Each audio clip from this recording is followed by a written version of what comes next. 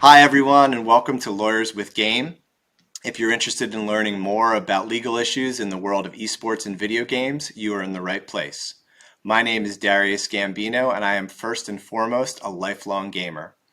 I have played on just about every home system from the original Atari to the Sega Dreamcast, personal favorite, to now the PlayStation 5. I am an intellectual property attorney with over 20 years of experience advising clients on issues related to patents, trademarks, and copyrights. My firm is Saul, Ewing, Arnstein, and Lehr, and if you want to check me out on Twitter, my handle is @PhillyIP. With me today are my colleagues from the esports and video gaming group at Saul Ewing, Zach Kizitaff and Mike Jacobson. Zach, maybe you can say a few words about your background. Yeah, thanks, Darius, and it's good to be with you guys today. As Darius said, my name is Zach Kizitaff. I'm an associate in Saul Ewing's Philadelphia office, a member of the firm's video gaming and esports group. I also work with clients in the related areas of sports and entertainment and NCAA compliance. If you're interested, you can follow me on Twitter at Zach_Kizitaff. And I'm looking forward to the discussion today, and I'll turn it over to Mike. Zach, Darius, great to be here with you both. I like a little online competition when it comes to my gaming habits. You can find me playing Super Smash Brothers, NBA 2K21, even Call of Duty Warzone. And for anyone asking, yes, it did take me about 1,000 tries, but I have finished in first place in a round of Warzone before. I also like RPGs too. You'll find me playing Red Dead Redemption or The Witcher. Outside of the gaming world, you can find me in the courtroom. I am defending my clients, oftentimes in business disputes involving customers, vendors, and industry competitors. Thanks, Mike. I love The Witcher as well.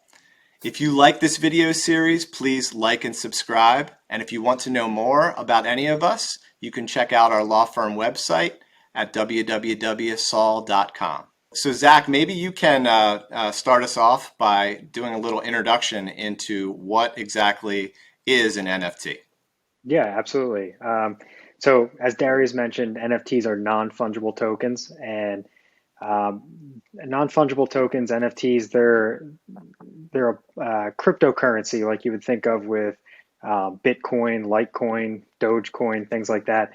But the difference is that NFTs are rooted in digital scarcity. So while one Bitcoin may be interchangeable with another Bitcoin, NFTs are not. So when you're buying an NFT, you're really purchasing like a unique token on a blockchain. So for example, with Top Shot, you're buying a unique NFT token on the Flow blockchain, and that's what makes that specific crypto coin or crypto token valuable. Right. And you mentioned NBA Top Shot, which is another site that's kind of popped up recently, that where you can basically collect digital NBA cards. They're a little bit different than digital cards, and maybe Mike, you can give us a little intro to NBA Top Shot and how that relates to NFTs. Right. So let's go back in the Wayback Machine for a second here. So when I was growing up in the 1990s and I finished my chores, get my weekly allowance, I was out buying the latest Fleer or Topps basketball card pack releases. Now, when you get those, the holy grail was getting a Michael Jordan or a Kobe or a Shaq insert. Heck, even for me, like a Sean Kemp insert would have made my day. But inserts were these special rarer cards that were harder to find. You don't see them in every pack, and they're spread out randomly through all the packs that were released with that collection. And so what the card companies would do is they would make these limited number of these insert releases, and for these card collectors and basketball enthusiasts, those are the ones that the card community was looking to buy, sell, and trade. So what is NBA Top Shot? It's like the evolution of these physical trading cards. So think about NBA Top Shot like a live action trading card. So you've got James Harden being guarded by LeBron James. Time's running out, and James Harden pulls back for a step-back three-pointer with LeBron's hand in his face. Time expires and nails the three-pointer at the buzzer. What a way to win the game. What the NBA does, it takes that highlight, cuts it into an official highlight, and calls it a moment. They then license that moment through their partner Dapper Labs. The moment is tied to the blockchain. So what it can be done is released as an NFT and purchased that way by consumers. So it's like a cryptocurrency in the sense that the blockchain gives each NFT a unique and non-hackable certificate of authenticity. With market scarcity too, these moments can be bought, sold, and some of these cards, these digital cards, are now going for what we're seeing as tens of thousands of dollars. Yeah, and you know, I heard about NBA Top Shot in January or so, and I purchased a couple of moments along the way. And my understanding of the company Dapper Labs that runs NBA Top Shot is that they got a license from the NBA to use these, what are basically short video clips, what they call moments, and they tie them to an NFT.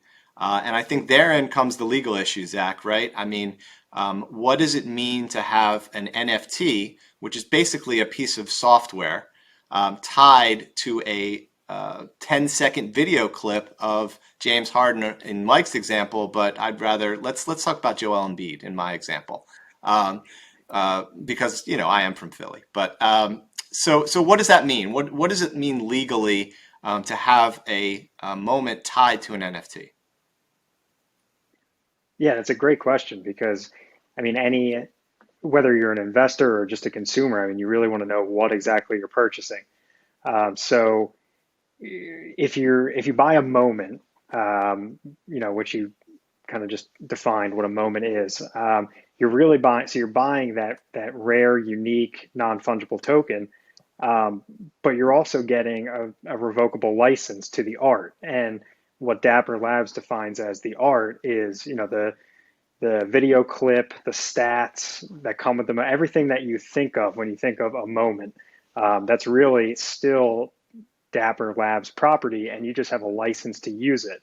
And you know, reviewing the terms and conditions, it's pretty clear that Dapper can revoke that license at its own discretion, essentially. But you know, so if you do something that violates the terms and conditions, and that license is revoked, then you know you just paid, in some instances, a lot of money for, yes, a rare token that you know is unique and has this digitized scarcity, but it's not tied to the art anymore, which is really what makes it valuable to other members of the Top Shot community. Right, and I don't think it's likely that Dapper Labs would revoke your license to a moment, but it is possible, and that's something that investors should be aware of.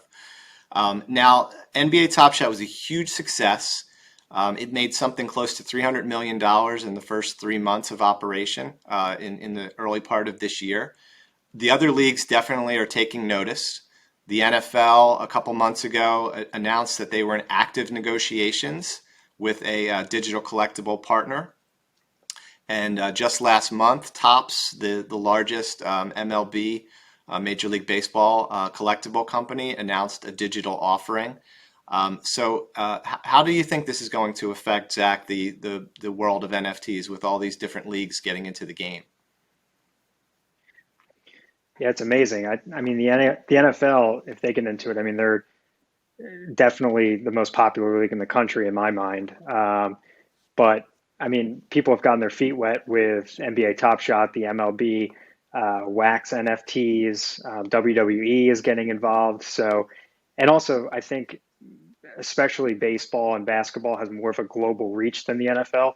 So if those, you know, markets become interested in NFTs and they get involved, you know, perhaps it's a way to expand the NFL's reach as well. It's interesting that you mentioned the Topps Wax NFTs. I tried recently when they first dropped to snag a pack or two, and it was just like a free for all. There's so many people trying to buy the packs, and I thought I had one for a second, one of the premium packs with, I think it was $100 for a significant number of cards. I'm not sure the exact number, but so I thought I had one. I didn't have one, and then when they originally sold for 100, and then when I last checked, they were selling on the secondary markets the full packs for $900, $1,000. It's crazy the demand for these. Yeah, that's things. something we really haven't talked about yet is the demand. Getting an NBA Top Shot pack as opposed to buying moments on the open market. has been really difficult. And I experienced the same thing with the Topps digital marketplace as well. And I was not able to get a pack, but I went in and I went into the marketplace. And after people were opening packs and putting things up in the marketplace, and I was able to get a Bryce Harper card, a Fernando Tatis card, cards that I wanted for, a relatively small amount, $5, $10, something like that, just to have something in the collection.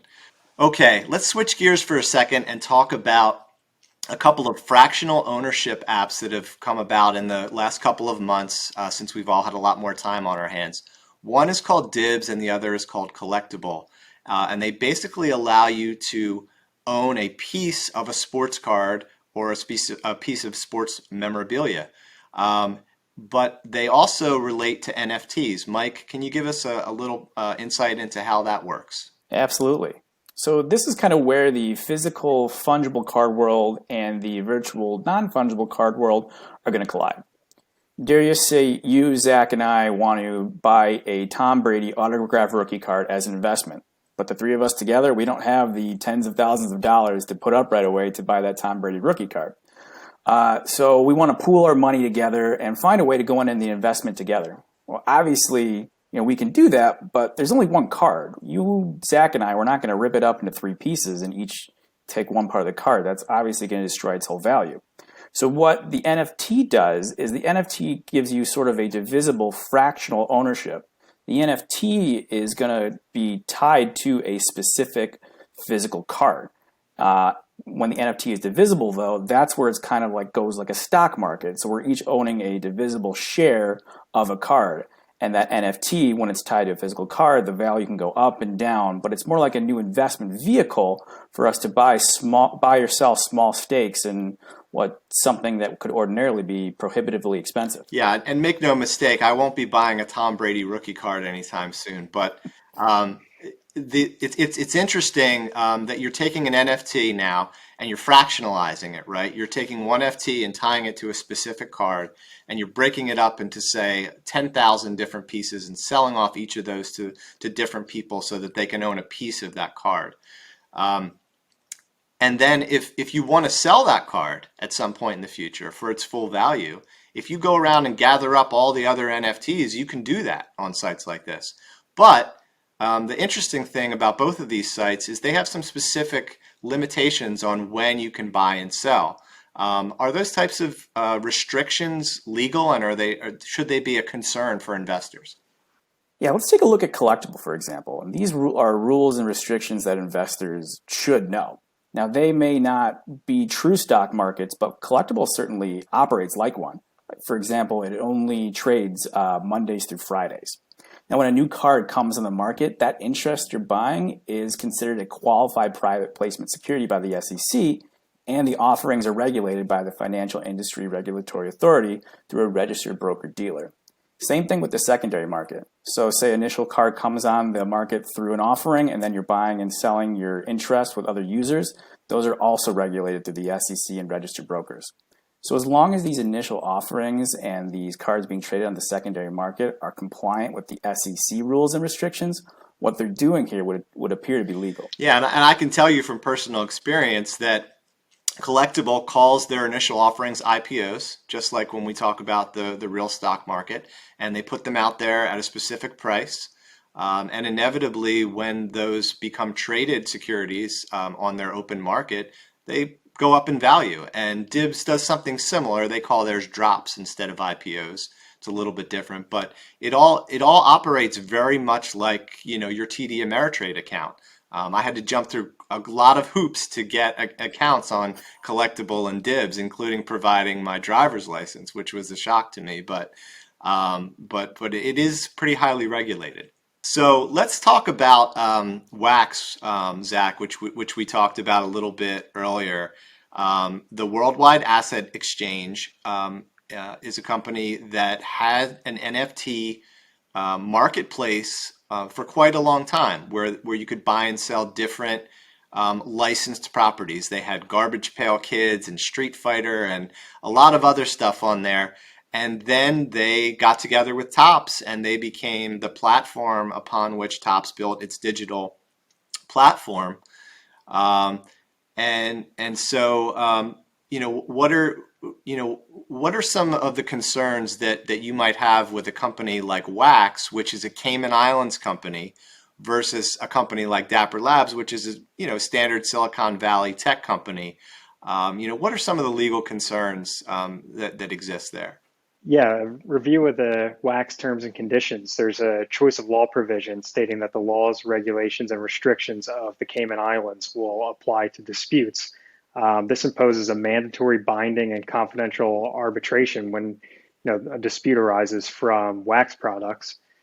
The venue is the Cayman Islands, and any dispute less than $10,000 will be resolved essentially on the papers with no hearing, unless a party requests a hearing, in which case it'll be a telephone conference. But just submitting papers and hoping for the best when your dispute could be up to $10,000.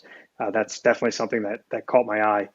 The terms and conditions also include a carve out where the mandatory arbitration requirement is essentially waived, where the claim involves defamation, infringement, or misappropriation of any party's patent, copyright, trademark, trade secret, intellectual property, things like that. So, this is something that clearly favors Wax and Topps, where if one of those things is at issue, they can avoid arbitration and go right to a Cayman Islands court. So definitely drafted a little one-sided in that respect. But yeah, definitely an interesting note that I didn't know before reading the terms and conditions, that if I'm buying a Topps card on the Wax blockchain, I'm consenting to binding confidential arbitration in the Cayman Islands. Right, and you don't really have a choice, right? I mean, in order to buy the Topps digital collectibles, you have to have some kind of a crypto wallet, and in this case, I think you have to have a Wax crypto wallet. So you have to sign up with them. If you want those NFTs, you have to go through Wax, and it's a little bit scary that you're potentially dealing with a dispute in the Cayman Islands. I certainly don't have counsel in the Cayman Islands right now. I need to get someone on retainer in case my Bryce Harper card goes bad. But yeah, it's really a little scary once you look into it. And so, Mike, turning to that with the Wax blockchain and the Wax cloud. There's some issue with their terms and conditions beyond the Cayman Islands issue about whether you actually own the NFT. When I was reading through them, in some cases it indicated that you do own the NFTs that you purchase. For instance, the NFT that's tied to the Bryce Harper card that I've been talking about. And in some cases, they list the NFTs as licensed products, which would mean you actually have a license to them and you don't own them. In practice, I believe I was given an NFT code when I purchased a card on the Wax blockchain, so it seems like I own it. But what is the difference between license and ownership, and should people that are into collecting care about that? Darius, I'm going to give you the lawyer answer. It really depends on what you're looking for in that card marketplace, whether it's ownership or licensing. NBA fans, they're diehard. They love the NBA, and they're probably more interested in ownership because they treat an NBA Top Shot like a digital trophy case. They want to show it off to other diehard fans just like them. Whereas Wax, in their business model, they partner with a lot of different brands and people and things well outside the sports world. And what people probably value with a company like Wax is having a platform that's secure, that they have a huge user base, that they can buy, sell, or trade with other users. That's an easy thing to do just sitting from your computer or on your smartphone. So if I'm on the Wax site, I don't know if I really care a whole lot about owning the card. I just want to be able to buy, sell, and trade it in the same way that I would sell a share of Microsoft on the NASDAQ. Yeah. And the other thing that's interesting about Wax too is getting your money into your Wax cloud wallet. I had a little bit of a tough time doing that. I think Zach tried as well and had some difficulty. And ultimately, it took a couple days for it to make it into my wallet. I was concerned there for a little while that I had completely lost it. But once I was in there, it is actually pretty easy to buy and sell any kind of NFT on the Wax marketplace. It's at first I had some concerns, but it's turned out to be a pretty impressive platform so far. So let's turn this back to video games for a second, and to maybe conclude our discussion. I can definitely see a scenario in the future where you have a video game publisher, for instance, like a Take-Two, who publishes NBA 2K, Grand Theft Auto, Red Dead Redemption, a lot of other great games. And for instance, they set up a program where the first person to perform some type of a task within a game, let's say NBA 2K, you're the first person to achieve a particular card, a particular digital card within the game. I can see scenarios where a publisher would grant the player an NFT for making that accomplishment, for essentially leveling up. And then that NFT would be a one of one. It would be a rare commodity. It would be something that could be bought and sold. I can definitely see something like that happening. And I can see that publisher, in order to garner interest in its other properties, going out and saying, all right, if you hold this special NFT and you bring it over to one of our other games, if you bring it over to Grand Theft Auto and you show us that you own it, we're going to give you a special skin, or we're going to give you a special weapon in the game. Do you think that's a viable possibility going forward for video games? Mike, I'll start with you. I think you're definitely going to see a lot more of that in the future. And I think the NFTs are here to stay, and they're going to expand in terms of usage, in terms of video games, just the way you said, because it is something of value, and the scarcity of it is what gamers are going to be after. You see gamers valuing their highlights already on platforms like Twitch. So be able to turn a Twitch stream or a Twitch highlight into a commodity that you can use for other power-ups or different things in the game. I think that developers are going to see that and market that and sell that to video game players in the future. Right. Zach, any comments on that? Yeah, I definitely agree with Mike's input. And I think it's important to note that the people who play video games and the video game consumers, they're the ones who would understand the NFT concepts the best, where, a lot of people, your casual sports fan, who's not as tech savvy, may not quite understand the cryptocurrency aspect. So might be a little more hesitant to jump in.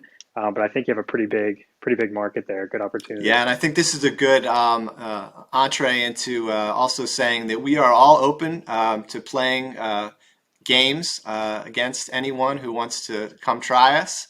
I am Eagles Fan 71 on the PlayStation Network. Mike is MJ44 on Xbox Live, and we are still working on getting Zach a gamertag, but he is going to have one soon, I guarantee. Keep in mind that this series is intended to be a general and high-level discussion of legal issues in the esports and video game world. It is not intended as actual legal advice. If you need actual legal advice, please reach out to one of us and we're happy to help you. Our email addresses will be in the description. Well, that's all the time that we have for today. Thank you for being a part of this discussion about NFTs. If you have any legal questions about any of the issues that we raised today, please drop them into the comments and we will do our best to answer them without actually giving any real legal advice. Until next time, I'm Darius, this is Zach and Mike, and we are Lawyers with Game. See you next time.